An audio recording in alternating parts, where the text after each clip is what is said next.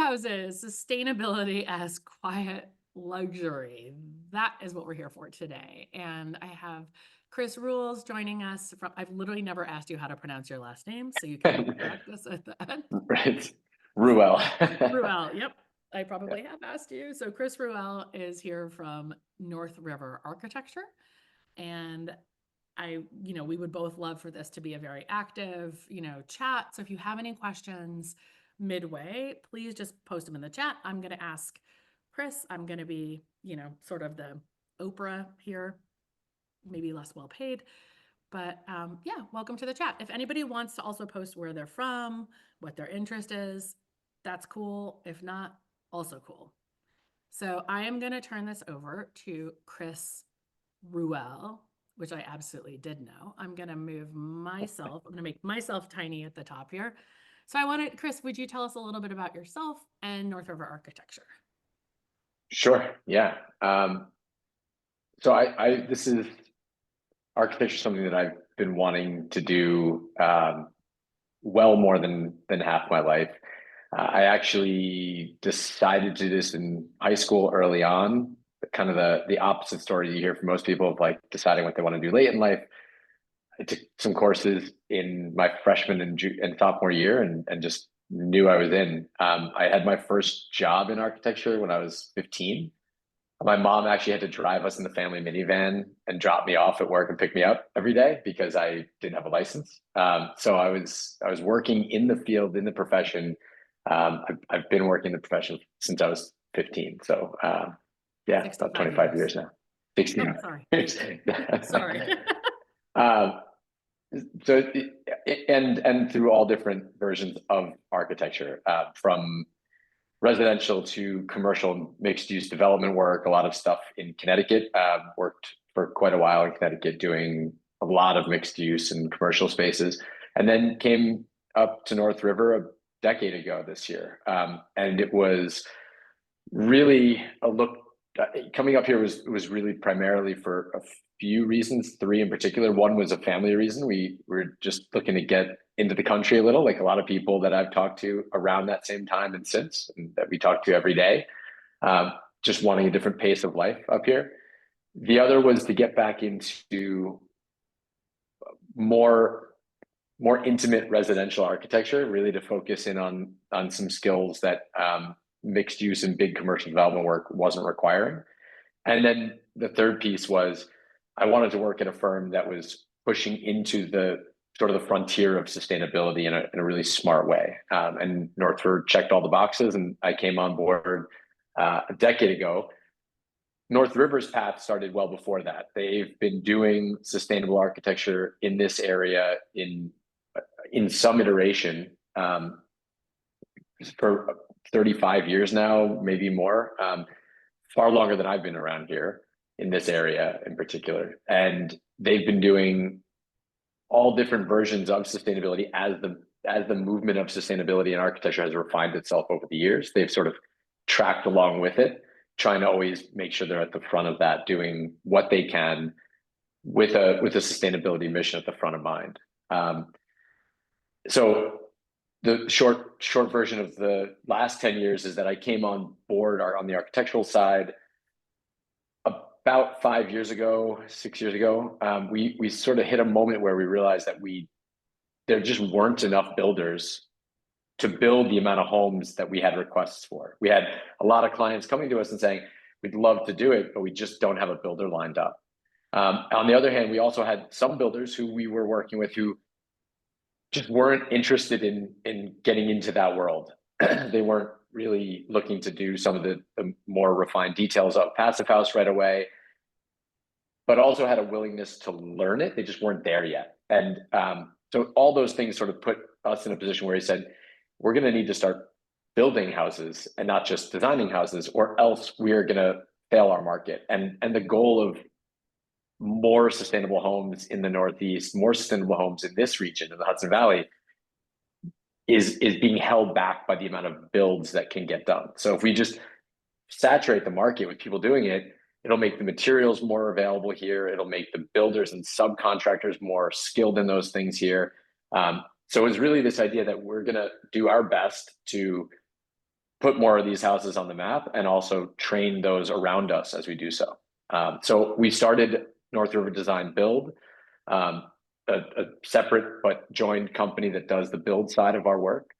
And I ran that for the first few years out of the gate. I became a partner at the firm at that time, started to run that, always with the intention that we would find someone to do that work. And we now have amazing leadership on that side that has taken that.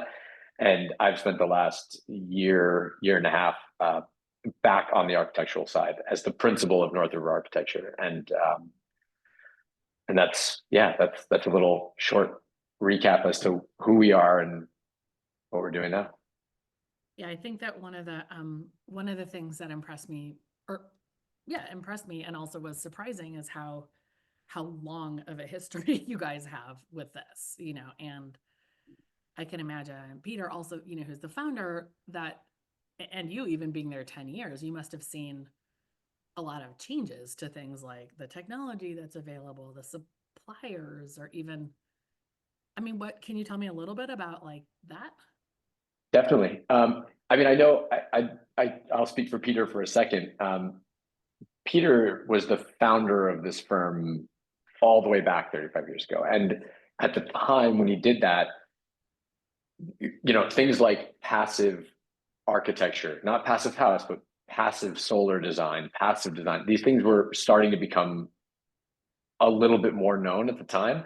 Things like inviting in the winter sun. I mean, things that have been done for way longer than a movement, but have been started to be refined by that movement, inviting in winter sun and letting it warm your home, shading summer sun. These are like, you know, these are foundational to what has become a movement of sustainability later. Um, but of course, all those old versions had a lot of challenges. We were for many years.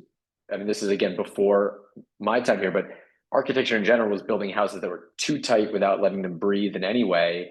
And you were getting all kinds of issues in that old version. So a lot of people have this idea in their head that passive design or passive solar design is also riddled with all these like the house will rot from the inside out, or the walls don't breathe, or the house doesn't breathe and it doesn't feel comfortable.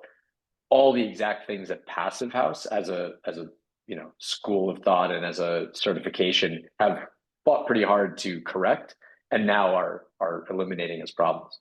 Um, from the material side, a big part of what we tried to do early on was to actually be independent of the advanced technology that was required by a lot of passive house designs. So how do you build a passive house with a system that you could see on every renovation you see driving down the road, or simple systems that get you there with very particular ways in which you execute those, but it doesn't actually, it doesn't rely heavily on things that are extremely specialized, which was our goal at the beginning and is still how we build now.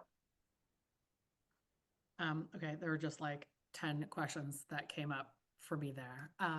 So one of them, first of all, I realized I totally did not introduce myself, just briefly. Megan Brenway, the Upstate Curious team at Compass. We're, I mean, big real estate team. We cover 14 counties. And the way that we met North River is that where Chris is sitting right now is the Electric House, which is this amazing, beautiful co-working space. Not just co-working, community events, gathering, like very special that for us, I think that we got to see in like a physical, very tangible way, both the mission of the company and just like the idea of resiliency and sustainability. But we also got to see how being in a passive building was the exact opposite of what you said those kind of preconceptions were. And actually, I think I've told you this, but what we found was that by, the afternoon comes around, I don't even need a cup of coffee. I have like so much more energy. It is weird.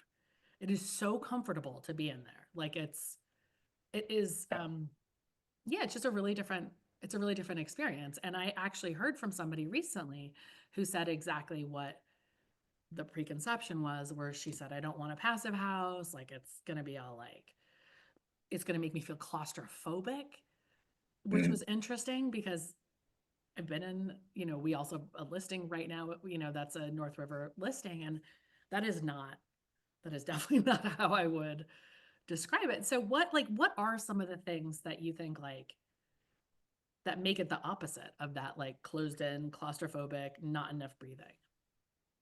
Yeah, I mean, so just like the very brief version of how we would even categorize a house as that. Yeah. Passive House Institute is a German institute that created this pathway to certification. It's since been adapted in the U.S., and we now have the Passive House Institute of the U.S., which certifies houses here. We have certified, I think, between 6 and 8 houses in the last few years in this area. We also design houses that are not certified but are built to the same standard. Just like a lot of old farmhouses that I'm sure a lot of your clients know, it starts with the simple concept of knowing how to orient the house to the sun. You aim the right side of the house to the sun. You invite in that winter sun that warms up the house. You make sure that it hits materials inside that stay warm and retain warmth when you can, concrete slabs, or in some cases, concrete walls inside. And then you make sure that that shading exists to block the sun in the summer. That's like step one, very basic step one. As things moved on, we realized that, okay, with a really good envelope on the building, you actually don't need a lot of systems to keep the house warm or cold, depending on the season. A really tight envelope of insulation, making sure you almost wrap the house in a blanket all the way around, under the slab, up the walls, and over the roof, and making sure that you're extremely, extremely airtight. There's this, again, this is where that mentality comes in of like, well, there's no fresh air.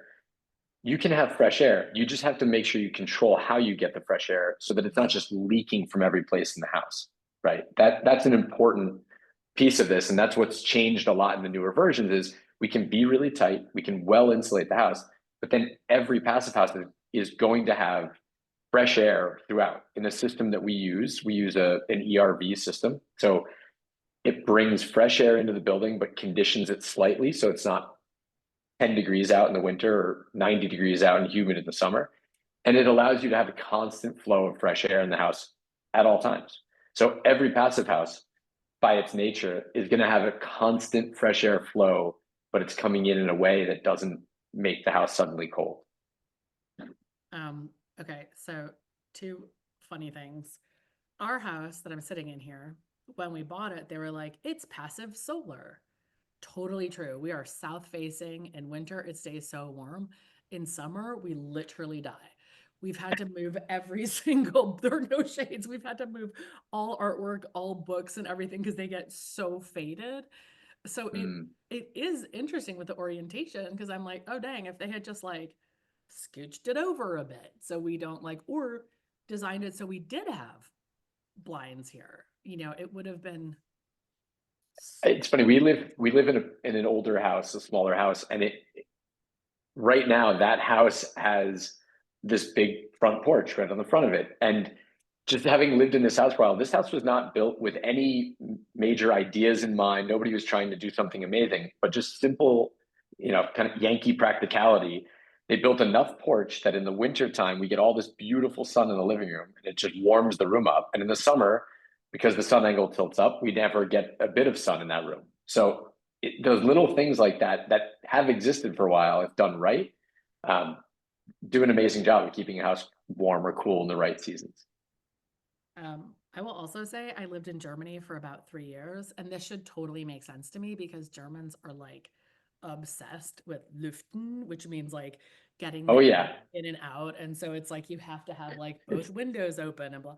And they're it's a also part of my lifestyle at home. I understand it well. and there's also they're obsessed with no drafts that they don't want. So they're just like, oh, I'm instantly gonna get like sick if a draft goes on my neck.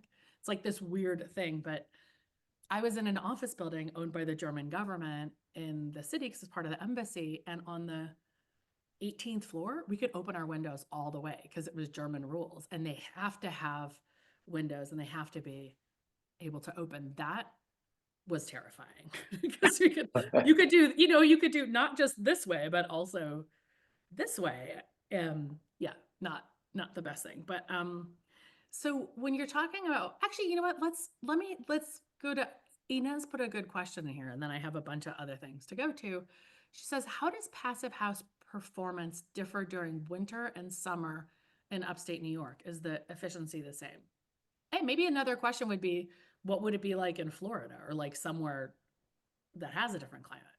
Yeah, both great questions. So in the Northeast, again, tight envelope, triple glazed windows, high performing shell around the outside of the house.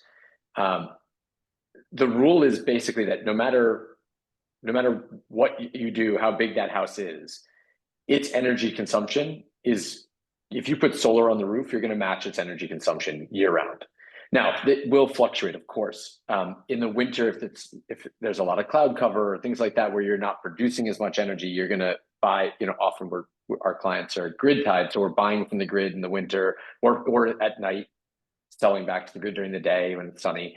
As far as the actual performance of the house itself, though, this envelope keeps the relative temperature inside very stable. Now, how far you are from that temperature you want is going to be an impact, right? So, for example, if you want your house 68 degrees all the time and it's 88 outside, so you're plus 20 outside, the house has to work, that much to keep up. But in the winter, when we get a day when it's 15 degrees or say 18 degrees, and you're now a 50 degrees split in the other direction, of course, the house it's being asked to do a lot more. Again, if the envelope stays tight and you're not opening and closing it all the time, we've had houses, Peter's house is a certified passive house. In that house, he's lost power for 2 or 3 days and it hasn't gotten too cold in his house after 2 or 3 days, right? So when your power goes out, you keep your freezer shut, right? It stays cold, but you just don't open it. It's sort of that concept. So, winter to summer depends on the temperature swing. Other climates, the lift to go from standard code house to passive house is almost laughably small. Like you just don't need much in a climate where the temperature never gets so different from the temperature you want in the house, right? If you only ever swing 20 degrees up or down from where you want to be, you don't need as much for the house to keep that perfect temperature. If you get to a very, very hot climate, different story, right? That's a different thing altogether. But the amount of work it takes to get to certified in other climates just makes it much easier to get there if the climate's warmer. That is super interesting and totally makes sense the way you're describing it. We see with a lot of new builds that are not done by you guys that when they build a tight envelope and don't put the ERV system in or whatever, for example, where my dad lives, the duplex that I bought, immediately actually we started to get like mildew and all this like weird stuff because it was so tight with like the spray foam insulation and whatever, and we would have literally had to keep the windows open without a system like that. So yeah, I'm gonna like, I'll give a quick brief on that system, and I like this may get a little granular for everybody, but I'll just go fast. yeah. So we use a brand, Zender. Zender creates these ERV systems that we use. The basic premise is if you imagine the core of the machine is at an ambient temperature, as you take stale air from the house, which gets drawn all the time from bathrooms and kitchens constantly, as you draw that air out of the house at a constant rate, it heats the core up to about the temperature of the house. It'll be 68 degrees, right? Then when you bring the fresh air in past that same core, the fresh air might be 30 degrees, but as it passes this preheated core, it starts to bring the temperature up closer to that 68. So it may not come in at 68, that fresh air, but it maybe is coming in at 62. And then the heat and cool system in the house is enough separately to just regulate that 62 up to 68 without much work. So what you're doing is you're at all times, a very low trickle of stale air is being pumped out and fresh air is being pumped in. So it comes into bedrooms, living rooms, those spaces, and it gets pumped out of bathrooms, kitchens, and sometimes common spaces if we need another one. And that just keeps this constant flow of fresh air. You can turn it up. You can turn on boost mode in your bathrooms. Like you take a shower, you want it to just go on to high for 20 minutes. You just hit a switch and it goes on to high for 20 minutes. So I actually was going to ask if you guys use geothermal, but also isn't that kind of the principle of geothermal where they bring something in and Yeah, I mean, geothermal is letting the earth heat the coil system that then heats the air that comes into the house. We don't use geothermal or radiant. This is probably like, I think the biggest questions we ever get with this is like, can I have radiant or geothermal? Can I have a range hood? Can I have a fireplace? So maybe we just take a second on each one. Um, I literally so had a it's a couple of no, those on yes, here. yes. Yeah, it's a no, yes, yes. But so geothermal and radiant. I mean, geothermal as a system is not as efficient as, or at least requires more energy than a simple electric mini split. Um, the in a passive house home, you just need so little to keep it at that temperature that you actually don't need a big system. And therefore, it doesn't make sense to use a geothermal system when you only need mini splits in the house. This office has 4 mini splits in the entire office.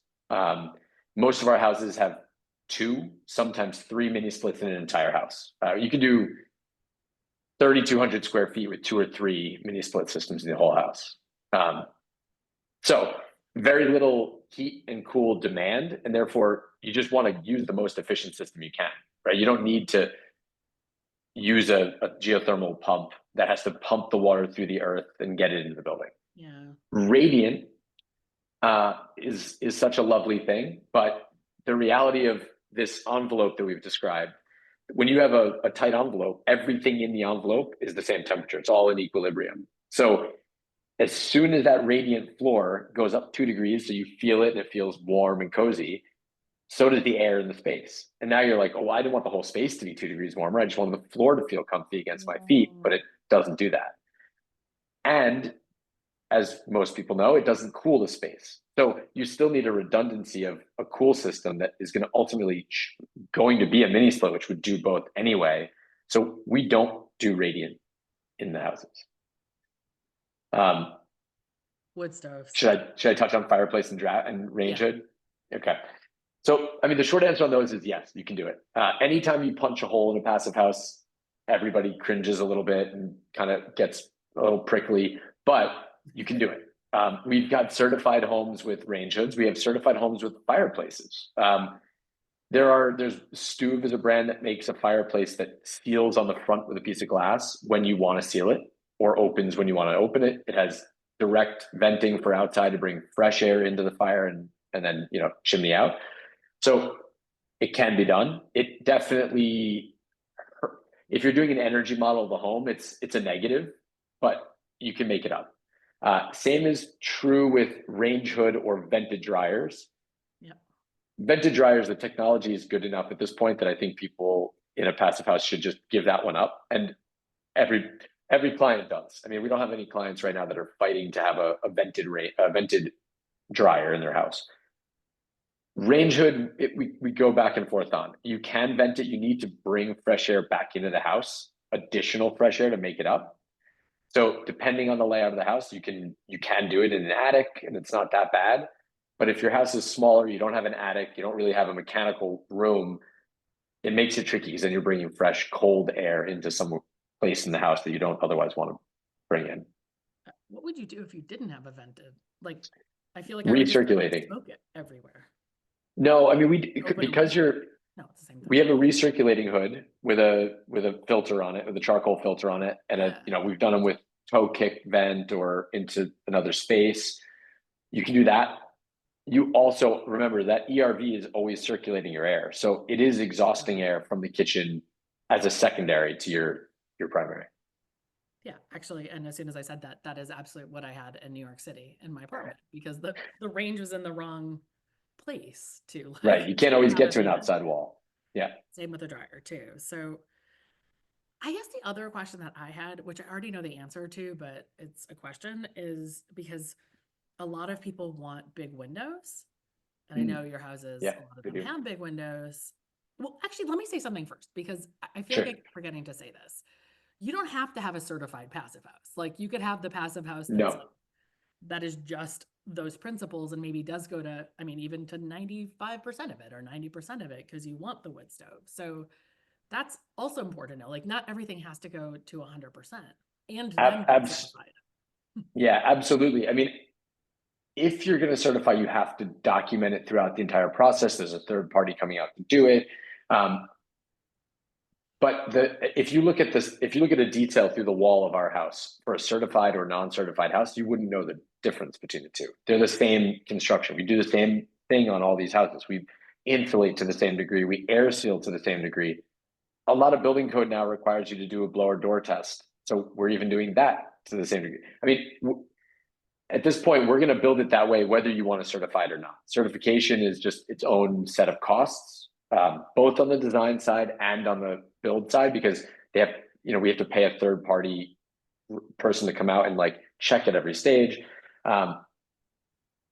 If a client wants to do it and they want the badge on the home, I think it's great because it shows people that maybe don't know what it is. It's a conversation starter. It gets people really excited about the world of sustainability and architecture, and a version of it that I think is really successful. But also we want to be able to make houses for people that don't want to spend that extra bit on certification and don't need that. So yeah, we can do without. So do you get big windows, and why do you get big windows? The why is a psychological thing that I don't know that we have the skill set to unpack in this moment. But people, I mean, listen, the why I guess is pretty simple. We live upstate. We live in a very, very beautiful place. This Hudson Valley area is, people don't move here because they want to shut out the outside world. They move here because they want to feel as close and connected to it. I mean, your background, look how much outside you see in that space, right? Again, we want to feel like, just FYI. right. So people want to feel like they're living outside, and big windows help you do that. And with these windows, with triple glazed windows, you're not losing so much energy through the window. It's not actually what it might have been in old versions where the windows are the worst insulation. That's not the case here. So in this current moment of our design aesthetic, we're doing a lot of big windows for people that want them. I mean, there's rules to it. We try to stay within the design language. We try to have our large windows be really impactful, be there to give you a view in particular. Look, some sites have just amazing views everywhere you look, so it's hard to not have a ton of glass. We have a project with stunning views of the Gunk Ridge, and there's a lot of glass because you have to look at it. There's other projects where the view is not sweeping, so we kind of frame it in and give you a vignette of something with a big window still. So yeah, big windows are fun. We should do them all day. What is the difference between LEED certified houses and passive houses? Good question. LEED certification is just a different governing body. They incorporate many, many, many things. I've never been a huge advocate for LEED certification. It has a really good place. It moved the needle in sustainability. It forced people to take steps they otherwise wouldn't. But a lot of the steps that make a building LEED certified, some of them are great. Some of them feel a bit watered down. And it has just been something on a residential scale that hasn't really ever taken hold. It doesn't mean that there aren't, but commercial buildings see it. Commercial buildings, you see it much more. Yeah, much more. Whereas passive house, you see much more in the residential side. Okay. Land. How do you, well, for, I guess, a bunch of questions. Do you help people find land? How do you evaluate if the land, like, is there ever land that's just like, this is not going to work for this kind of building? And then, like, do you have any tips for how people find land, or like, how does it work with land? I guess. Yeah. So we do help evaluate land. Absolutely. We have plenty of clients who bring us out in some version before they've even picked a piece of property. We're happy to do that. It's actually, the earlier we get involved in a project, the better it is for the ultimate product in the end. The worst thing you can do is have a client come to you and say, here's the land I bought. And you're like, oof, this is going to take a lot more work to get to what you want. There's almost never a piece of property that is impossible to make something beautiful out of. Orientation of solar orientation is a thing. I mean, if the whole property slopes away from, to the north, it's going to be tricky. We've not experienced that particular problem yet, but even not being perfectly south, I mean, a house, we've certified houses at like 45 degrees away from south.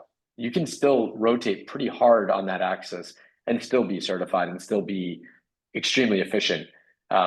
It's all about how we react on the property to the sun and the angle of it. The hardest thing is when if your views and your solar angle are both to your south, that's the perfect setup because your windows are all going to want to respond to that direction. If your view is to the north, it gets harder, but we've managed those too. I mean, how they find land, I think, is more a you question than it is a me question. Well, wait one second. There's like literally people who just came to cut trees down, which is my next question. Let me just see if my husband, I do not know what they're doing out there. Sorry.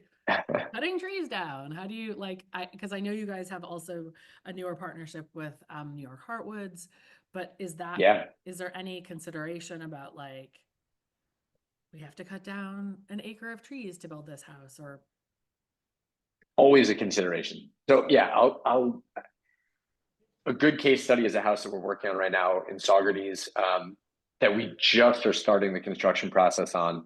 And before we put a shovel in the ground, we actually went out with civil engineer, excavator, and New York Heartwoods. Megan from New York Heartwoods was out there with us for that, and our build side and our design side. And right off the front, you have to clear at least what you need for the driveway, for the house, and for the septic. right? You then need to make sure you have enough solar on the house that it's going to actually get the benefits of what we're talking about. So we try as best we can to have that septic be to the south, so you can get at least you're guaranteed to clear that section.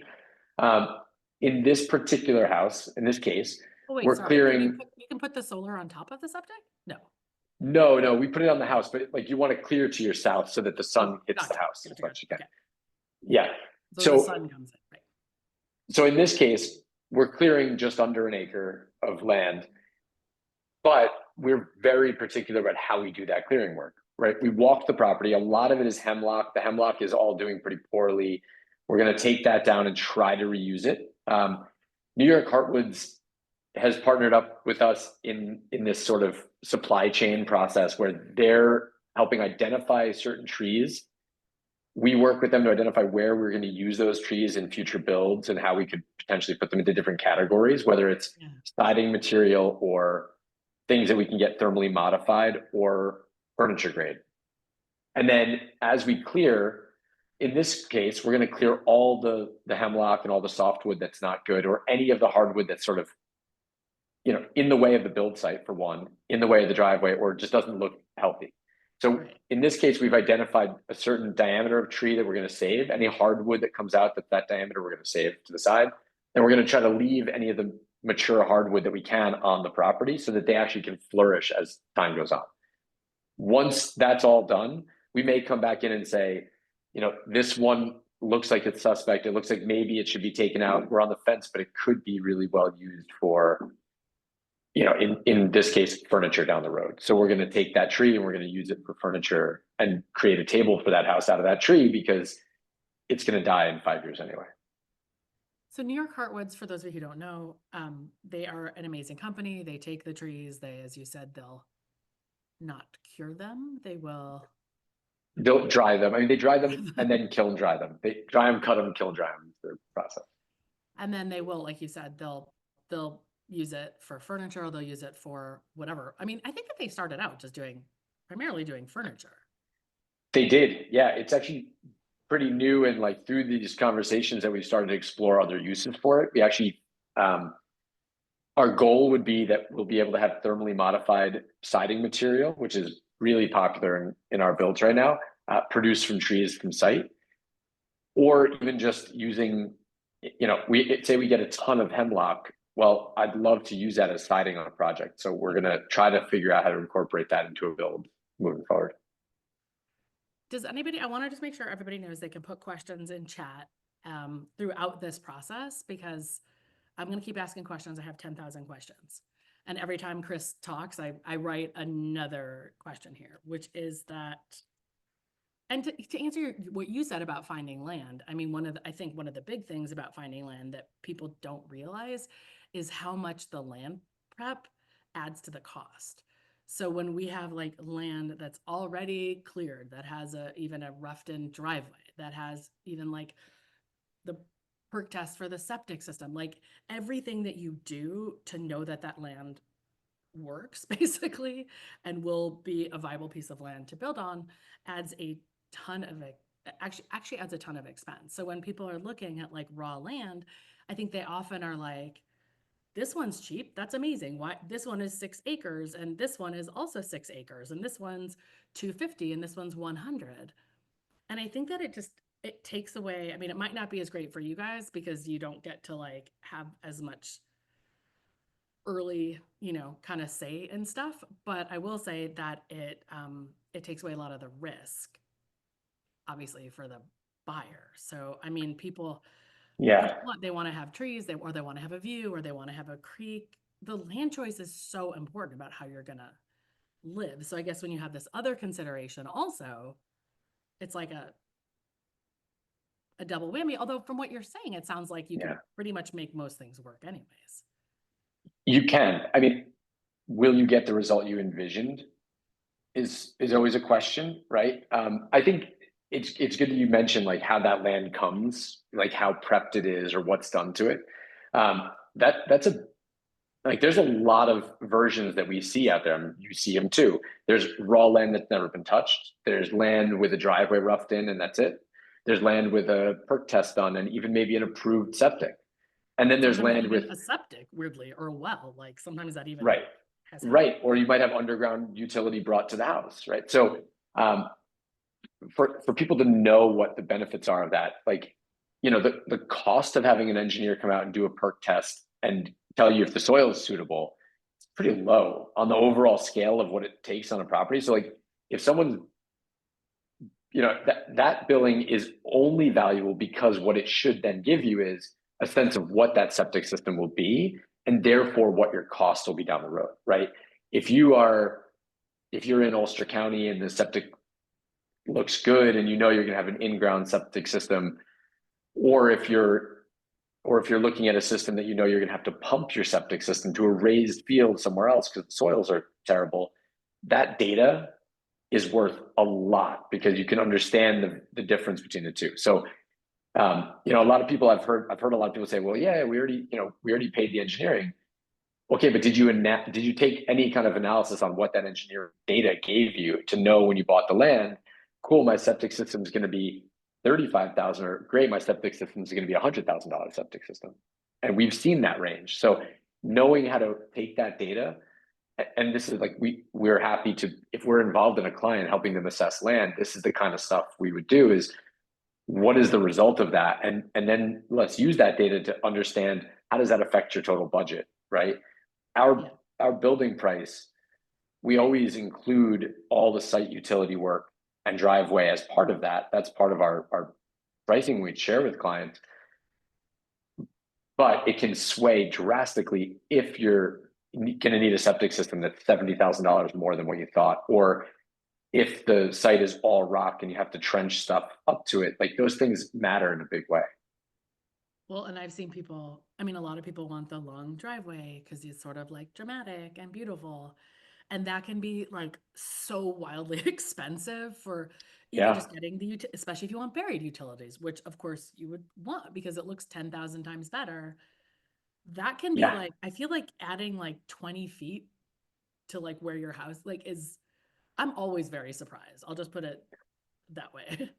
It adds up quickly. I mean, it's really land dependent. I mean, we have a general rule, like if it's just a wooded site, uh, you can go where you want to go, and you're going to have to put the driveway in. But yeah, of course, less driveway is good. In a site that, we see a lot of sites that have some clearing already in. We generally like maybe the cheapest thing is to land the house right in the middle of the clearing, but that's typically not our mission, at least from a sustainability standpoint. It would be to tuck it to the edge of the forest and the field so that you maintain open space where you have it, and so that you don't have to take, you situate it in a way that you don't have to take a ton of trees, but you kind of keep it tucked to the side. But again, that can sometimes mean you're driving a longer way to get to where you want to end up. So it is trade-off. it is a real cost, but again, earlier on we start with clients.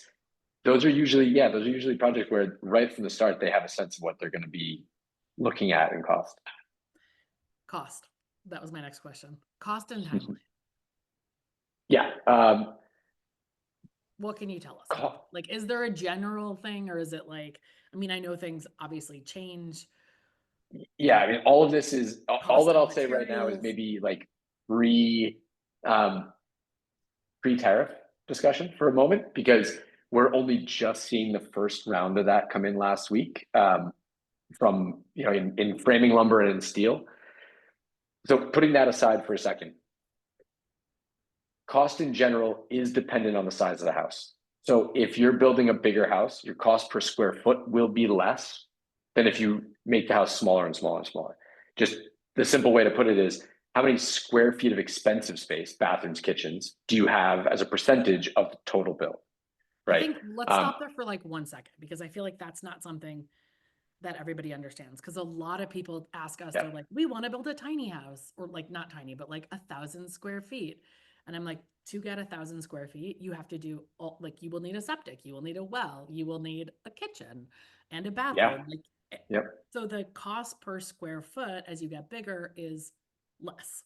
So just like, so everybody knows that. Now, if you have enormous bathrooms with like fancy hand cut mosaic tiles, like the house I saw like yesterday, not less, more. Not less. And again, if it's 1,000 square feet, and of that 1,000 square feet, 400 square feet is kitchen and bath, or you have a house that's 2-story in the same footprint and it's 2,000 square feet, you're not going to have 800 square feet of kitchen and bath. You're going to have 500 or 600 square feet of kitchen. So like, that's one part. Then of course the land, like the amount of hole you need to create to build a house from 1,000 square foot house to a 2,400 square foot house that's 2-story is almost no difference, right? I mean, very minimal difference.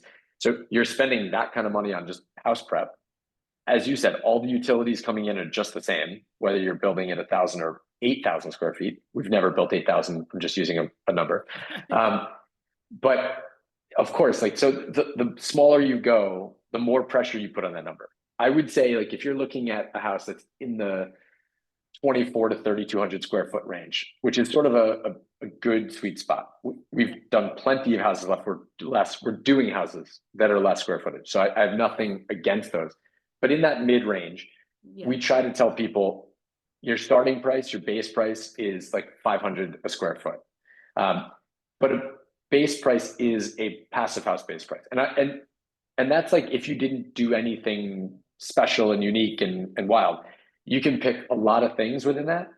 But if you're, you can easily spend up from there. I think the range, we often tell people like 5 to 6 is your range. If you're really judicious about your choices, UPVC windows, they're triple glazed, they're aluminum on the outside, but they're white on the inside. That's a huge, that's starting down this path of like, can you live with that? Great. Can you simplify your siding? Great. You're still getting a triple glazed window. You're still getting polished, we do a power troweled concrete floor. We don't come back in and polish it, but it's power troweled. So you get a finished concrete floor. You get reveal details on all the base on the first floor, hardwood floors on the second floor. Okay, the reveal detail, I will say that like there are this is why we call this quiet luxury. So, I mean, the reveal is not necessarily a passive house thing. That's just no, that's just more of a modernist. Because that's what like Rob, so we are building, I should say this, like we are going to start building a house with North River Architecture. We're going to keep saying we're going to kick off the process. We are going to kick off the process. But my husband's like obsessed with the reveal, the shadow line, whatever it is. And first of all, to find someone who can do that well. And it is so much easier just to smack some trim on it. Baseboard. Yeah. That is why I think, this is why I think it's great that you guys have obviously the build component as well. Because if you didn't have that, then we'd be hoping we found someone who could pull it together. Yeah. It's a huge benefit to that. And we've also, I can't say enough how important it was to go through the process of developing and kind of growing that build side over the last years, because we are shoulder to shoulder with people that are putting it together. And that helps us to see how a detail not only could be executed better, but executed more efficiently and in a way that everyone will be more happy with the long-term results of. So those details are like, they're embedded in everything we're doing. We're kind of tweaking and iterating trim details and all those things with every build to make it a little bit stronger each time. So, but yeah, I mean, okay, sorry. just to finish the pricing thing, you know, Yeah. like the things that are embedded in that base price are pretty high level, even just as a baseline. So it's not, you know, we're not talking about Anderson windows and linoleum floors. It's not where we start. I mean, that's what, so, and this was actually one of, I think you know this also, this was one of the most surprising things for us when we spoke to you guys about that, because most of our, like, the standard contractors we speak with now, it is 5 to 600 to 700 to $800 a square foot to build. And that was really surprising to me, actually, that, I mean, do you have a sense of, like, it's 20% more expensive to build a passive house, it's 40%, like, what is There's math, the math that I've heard out there, which is not my, like, I didn't generate this equation, but I've always heard it's 7% is the cost delta from code to passive house. But that was 5 years ago. Code has since pushed further and further. Stretch codes have now made it more important to do more than you would have before. I think that number would come down quite a bit now. But I haven't done that math myself since. So, But if it's 7%, I mean, this is, so if it's 7% at the initial build, but you're like never theoretically, or never, I mean, not even theoretically, this is the goal of it. no, you are never Never paying an paying energy an bill. electric bill. Correct. Electric, propane, oil, any of it. I mean, you don't pay an energy bill. Fuel just goes away. That's it. We don't even have it on our sites. I mean, except during the build, we have generators, but then after that, we don't have it on the site. So it's, again, the math I've heard is it could be a 10-year payoff until you've made up that 7%, and then everything beyond that is just, you know, benefit to the end user. I mean, 7% also could be like literally I mean, 7% is not a lot to go up, and any regular, I mean, we've always heard people Yeah, say budget an extra 25% if you're doing building, because, I mean, things can come up, price of materials can change, but also what you want can change. When you're there, you're like, I want the stoop stove. And then all of a sudden, definitely. I mean, I would say that it's really important for people. First off, we always tell people at the first phase, when we just, you know, meeting someone for the first time, they're like, you know, we want 2,400 square feet, and what, you know, we haven't even started the design. We'll say from that point, just hold a 20% contingency, just hold it. And then as we go through the process, you can pare it down, you know, because of what we're doing. We'll say that at the beginning, because we're working on, our data is on houses we're currently building, we're seeing come to the end. It's not your exact house. So that's our start point. When we get to the end of the design process, we price the project out, and then we tell you, you can drop that contingency way down. Where it lands is dependent on how much of the stuff is hard numbers in hand. And then, of course, you know, there's things like tariffs that change, that do, you know, we want to make sure we leave some room in for, should we, or COVID. That was, I mean, that was unprecedented and hopefully unmatched in the future. I mean, we saw things over a few years of time. We saw things go up 30%. I mean, it was just like 30 and more. I mean, it was crazy numbers. And there was this weird thing where pricing went up for materials, but then in the years right after, all the labor costs flew up with it to catch up, because everyone realized, wait, things are more expensive. So suddenly you had this like kind of a double wave of cost impact. And that was not that much fun for anybody. Currently, I mean, we only have about 5 minutes left. So what I wanted to do, I just wanted to add in to chat, which I probably should have done at the beginning, is we have a link to a North River Architecture passive house that's certified in Kerhonkson that our team has listed. I have the 2 listing agents' emails, and then I have the North River Architecture URL. So I just wanted to like make sure for everybody who's here for the next 6 minutes, that at least people who have that, we'll include that in the, when we send out the recording. And Iris actually, sorry, Yeah. Chris, you were just finishing your thought, because then yeah. No, it's okay. I think just to make sure we don't lose time, I do want to say, if, like, I know there's some other questions that were coming in. If you want to share my information, if anybody has any direct questions as a follow-up, they're more than welcome to reach out to me. I can drop my email actually in the And chat. we can send it. I mean, this is, yeah, I mean, we'll send it in the email also, but you're totally welcome to to drop it there too. Great. Because Iris actually had a good, well, I mean, Iris has a good question here, which is solar panels. Is that like included in the 7% higher, or like how do you guys, are you always having solar So panels? What about the weird Tesla roof? Although we haven't done one of those. So anyway, I'll leave that there. The solar panels in general, we do not include and we do not install. Part of this is because we prep for it. We help you coordinate it. We bring in a team that we love to work with. Because that program is so incentive heavy, and it's usually directly between the installer and the homeowner, we just simply stay out of that part, and they can, the clients can pay direct for it. But also some clients, you can lease your solar, you can have community solar offsets. There's a lot of ways in which you can do it that'll still get you to net zero. Of course, the best version is you buy solar and you put it on your roof, and plenty of our clients do that, but it's often done at the end of the build, or even sometimes after we're done. They'll then, they're prepped for it, and then just come in, wait till the new incentive year hits, and then put it on the house. So yeah, that's the answer to oh that. God, I have so many other, well, whatever, so many other questions, but you know what?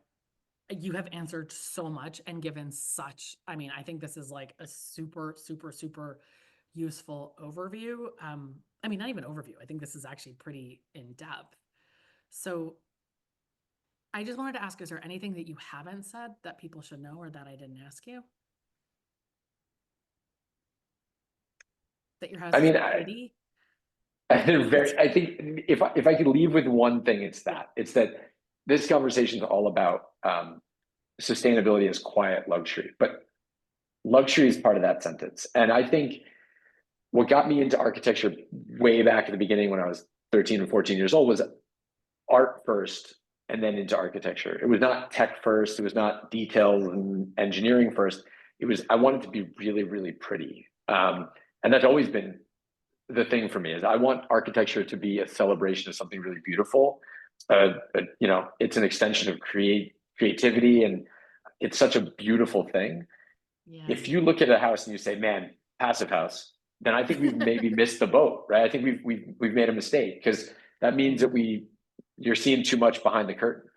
You should look at the house and be like, that house is gorgeous. And then you find out that embedded in it, in everything we do, is this goal of sustainability. And that would be where we hit the right mark.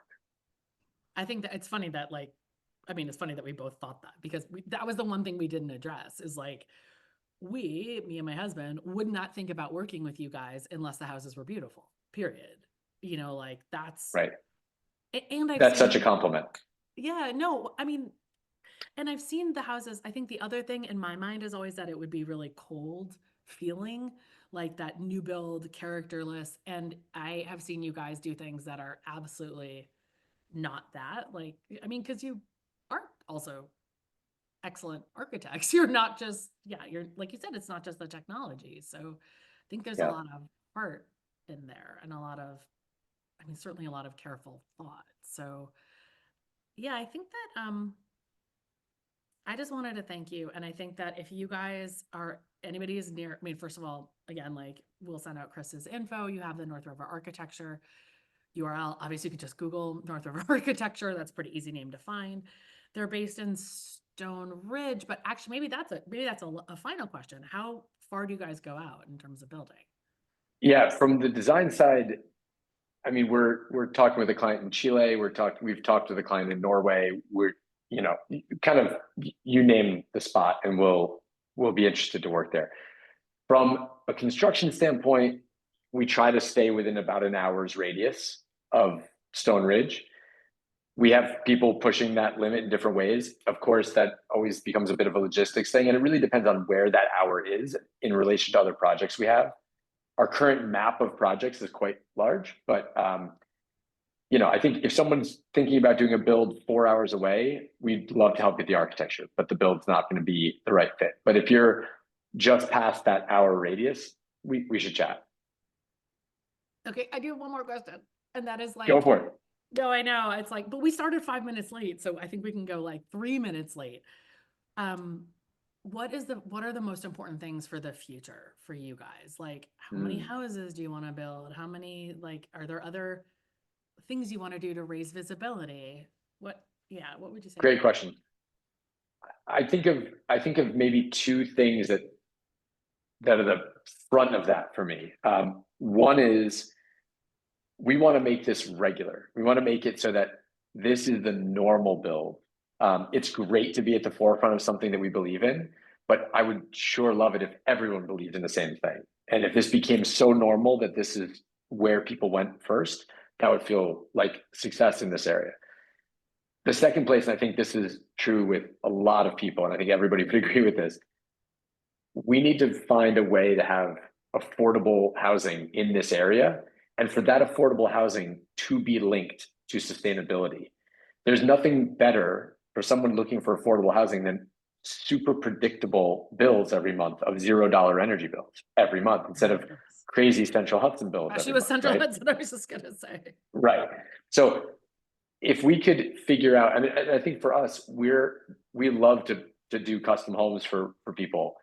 If it's a goal of ours to push into the world of multifamily in as far as it will get someone into a net zero or passive house home that they can live in and raise a family in when they otherwise wouldn't be able to afford building a home or buying a home in another way. So I know that's a little bit different than what we've been talking about all along, but the idea of taking a big piece of property and doing something bigger in idea with it is really important. I think for us, so that we can all keep doing what we're doing on these other houses. We have to keep, rising tides float all boats. So I think that's also actually a really great way to end this, because I do think there's so much, kind of like optimism and thought and care given to, the future, and the future climate stuff is changing. So I know you guys are thinking about, not just what's happening in Ulster County today, but like what is going to happen in the whole country and in the Northeast in the next 10 years and the next 30 years. So I really appreciate you being here. Every time I learn more. I thought you guys had yapped our ears off enough when we've been at the working space. No, we've always appreciated it. But no, there's always a good time.